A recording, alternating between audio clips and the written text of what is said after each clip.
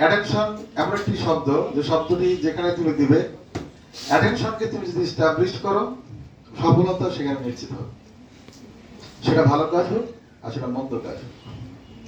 Attention ছাড়া হেলিয়ে ফেলিয়ে দুলিয়ে খেলিয়ে মানে হেসে খেলে তাকে বলা হয়, এরকম কিছু করে কেউ সফলতা আনতে পারে।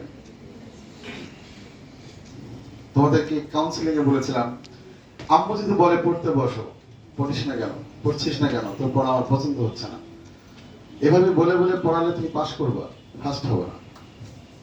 আর যে ছেলে বা মেয়ে, যে ছাত্র বা ছাত্রী নিজের থেকে পড়ে, একা একা পড়ে, অনেকক্ষণ পড়ে, প্রয়োজনের বেশি পড়ে, সেই ফার্স্ট। সেখানে তার অ্যাটেনশন ছিল।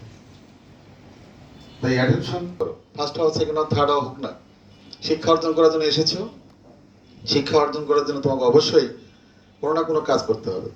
জ্ঞান অর্জন করতে গেলে কোনো না কিছু করতে হবে, বলতে হবে, শুনতে হবে, এরপর শিখতে হবে। অংশগ্রহণ করার যে একটা সাহস, এই সাহসটাই অনেকের নেই।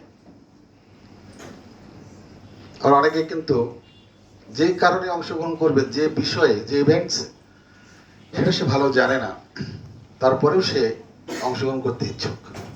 নাম বলবো না, আজকে একজন আমাকে ফোন দিয়েছে বা মেসেজ দিয়েছে, আমার খুব ভালো লেগেছে।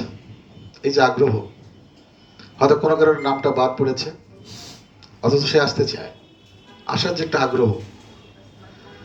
আমি শুধু মেসেজ দিয়ে বললাম যে পাঠিয়ে দেন। ওর আগ্রহের জন্য তো আমি, ওর ইচ্ছাকে এস্টাবলিশ করার জন্য তো আমি, ও ইচ্ছা করেছে, হোক না ভুল, হোক না না পড়ুক, সমস্যা কোথায়? আমি তো কিছু গান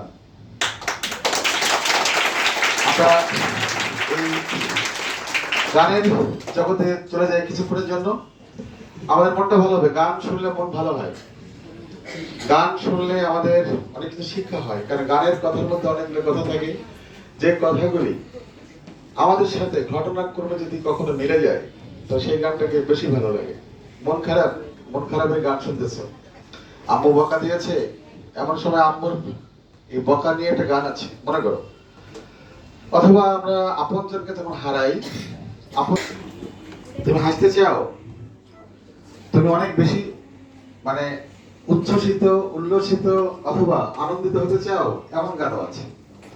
আবার কিছু গান আছে আসলে আমরা গান বুঝি না, গান আমরা জানি না, ওর কথা জানি না, কিন্তু গানটা শুনি। কেন শুনি?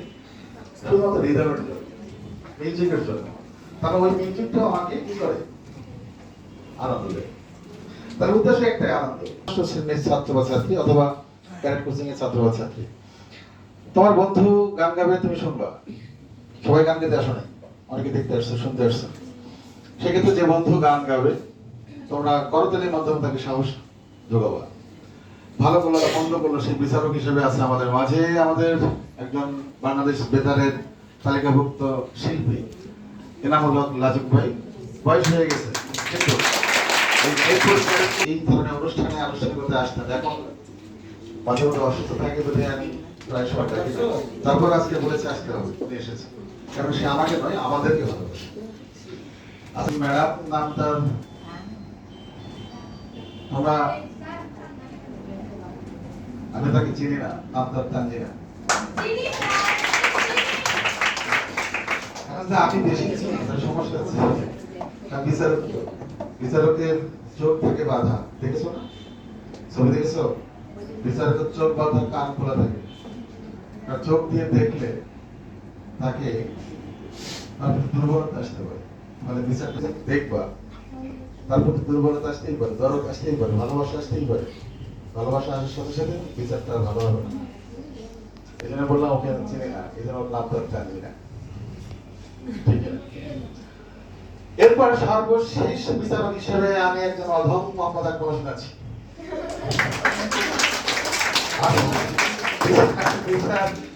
কারণ আমার কাছে যেটা ভালো মনে হবে তাই বলবো। তুমি ভালো বললেও হবে, না বললেও হবে, সমস্যা। ওকে, তাহলে শুরু করে দিই। এর সাথে আমাদের যন্ত্র সঙ্গীতে আমাদের সাথে আছে আমার বন্ধু, খুব সবসময় দেখেছো ওকে, বাবলু তবলায় আছে। আছে আমাদের বেস গিটারে, কি গিটার বলবো, লিড গিটারে আছে ভাই পিন্টু ভাই, খালি ওটা। সাথে আছে পরে জীবন ভাই, আমি পারবো না, জীবন ফিরে বাবা। ঠিক আছে, তাহলে আমরা দেরি না করি, শুরু করে দিই।